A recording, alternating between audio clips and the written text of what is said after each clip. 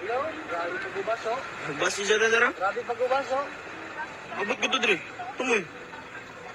Ayaw ka mga na, Kon. Alert ka mga na kay. Reported off of Mindanao Island in the Philippines. A tsunami warning has also been issued. Now, here's some perspective. As we move from Chicago and the United States all the way to the Philippines, that red oval that you see right there shows you how wide the tremors from the earthquake have expanded. Again, a major earthquake reported in the Philippines, 7.5 magnitude. Watch for updates throughout the day on air.